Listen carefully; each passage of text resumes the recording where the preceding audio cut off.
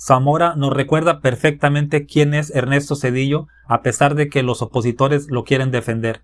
Luego, te comento lo siguiente. El FOBAPROA es un rescate bancario que si no se hubiera hecho hubiéramos quebrado como nación, pero que hubo gente que se aprovechó.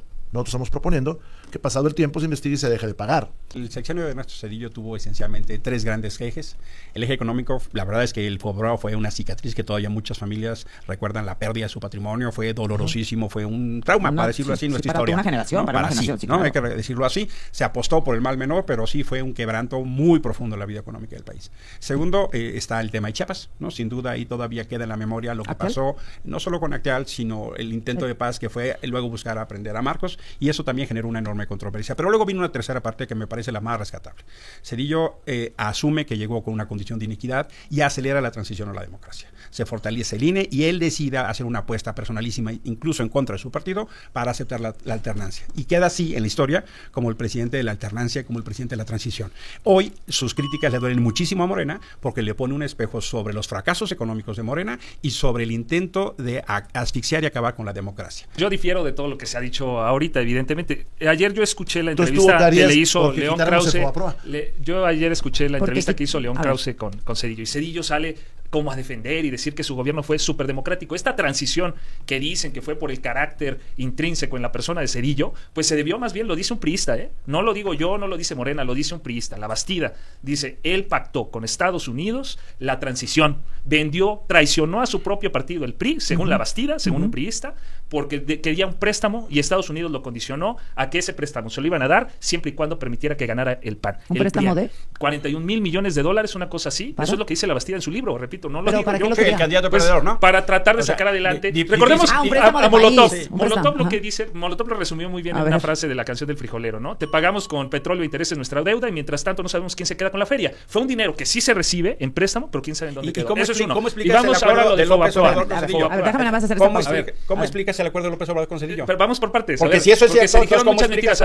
Habla incluso de seguridad. Seguridad hablando Zedillo. No solo está lo de Acteal, que utilizó al ejército para ir ahí a reprimir. Y no está lo del ejército zapatista, que también ya mencionó Emilio, sino también está lo de la PACA. La gente ya se olvidó de la PACA, pero Antonio Lozano, ¿quién lo puso? Un panista que puso Zedillo como procurador y que a su vez trató de resolver casos que nunca se resolvieron. Está lo de Paco Stanley, pero ¿qué pasó con lo de Colosio? ¿Qué pasó con lo de José Francisco Ruiz Massieu? ¿Qué pasó con lo que dijo el propio subprocurador Mario Ruiz Massieu? Entonces, y lo de la PACA, esa persona que gobernó durante imagínense, contrataron a una vidente, porque muchos jóvenes han olvidado quién era la PACA, contrataron a una vidente para según encontrar unos restos óseos que fueron plantados en una finca, y eso era el procurador que puso Zedillo. Ese Zedillo ahora regresa a tratar de dar clases de seguridad, de economía. Bueno, en 2 años, con el FOBAPROA, mandó a 17 millones de personas a la pobreza. Muchos se quitaron la vida, eso hay que decirlo. Muchos se suicidaron en el tiempo de Zedillo. A ver, Rubén.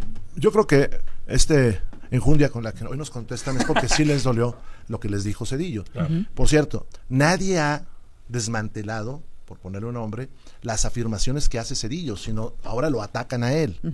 Es decir, lo que hoy está sucediendo en la elección de los juzgadores federales, que es una total farsa, pues iba a destruir la democracia mexicana. El problema es lo que hizo Morena para llegar al poder, lo está destruyendo, y tiene razón Zedillo para decir si está destruyendo la democracia mexicana, y es cierto que las cosas del pasado que son criticables lo son, pero eso no deja de poner el dedo en la llaga de lo que está pasando en México de hoy. Ayer en la entrevista, cualquiera la puede ver ahí, de León Krause, jamás menciona al pueblo.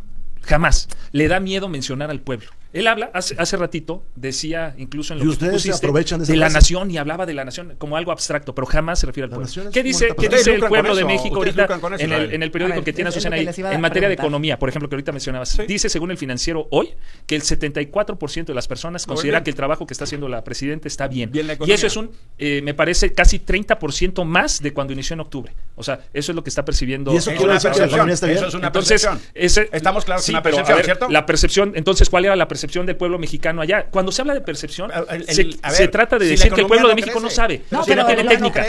O sea, a final de cuentas puedes tener un dato, pero no. Es que me interrumpen mi minuto y no puedo terminar. Pero mira, carnalito, es que si la economía no crece... Decía ayer Zedillo, es que se dedican a atacarme, porque ellos apuestan a contrario sensu a aquella frase que dice que el pueblo que olvida su historia está obligado a repetirlo. Y eso es lo que busca. Dice, ojalá se olviden. Por eso yo no lo he tocado ahorita aquí en esta mesa, pero yo lo que quiero decir es, él le apuesta que se olvide para que pueda el pueblo de México México repetir esa historia trágica cuando él gobernó. Dice que no hay elementos técnicos y que se le ataca. A ver, él aprobó, el constitucionalista de Zedillo, aprobó la deuda, aprobó que el Fobaproa, el gobierno mexicano, asumiera deuda sin cumplir con el artículo 73, que establece que para que el gobierno mexicano pueda asumir una deuda debe de haber la aprobación del Congreso de la Unión. Pues critican la creación de una refinería en un sexenio, en un tiempo récord además, cuando ellos invertían los recursos en cosas que eran fraudes. Recordemos los dos casos que ya habíamos mencionado de agronitrogenados, me parece que se llamaba, que compró chatarra el último gobierno priista. Y el otro caso en donde, fíjate, ahí está Emilio, lo denunció.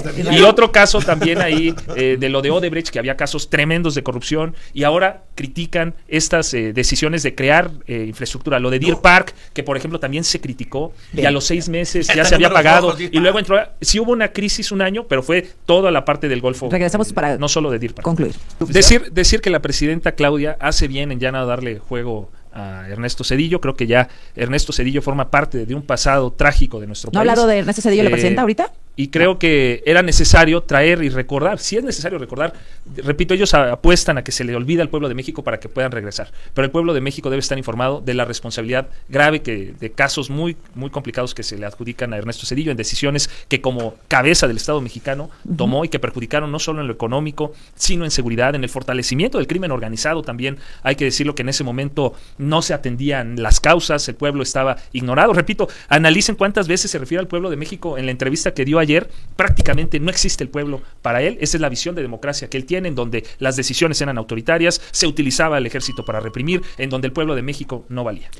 Sí, exacto. En las obras, aquí mientras Obrador compra Deer Park, que se paga en meses, básicamente porque el petróleo es buen negocio, y luego construye la refinería, cosa que los priistas y panistas de los 30, 40 años antes no lo pudieron hacer, lo hace, y todavía lo critican. Exactamente, dice que crecía al 5%, a no sé cuánto por ciento Zedillo en su sexenio.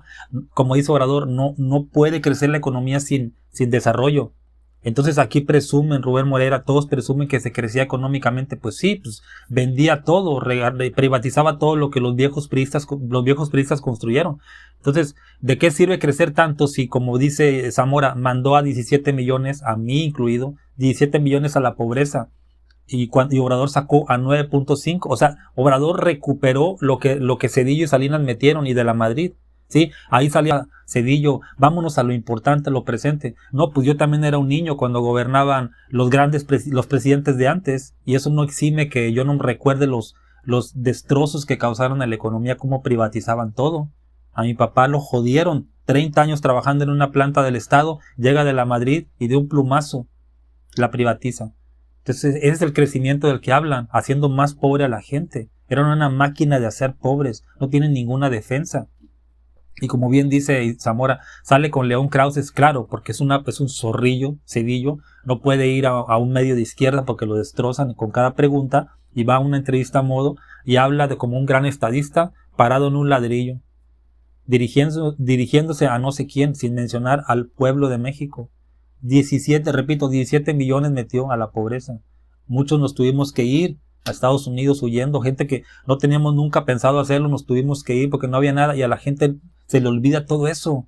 Y andan ahí ahorita pensándosela, votaron por Xóchitl, votaron por Anaya, se la están pensando en que Morena pues no, y que pues a lo mejor van a votar por un candidato del PRI y el PAN. Entonces, como dice Zamora, hay que entender la historia para no estar condenados a repetirla, porque el que no conoce la historia está condenado a repetirla. Dime qué piensas tú. Hasta luego.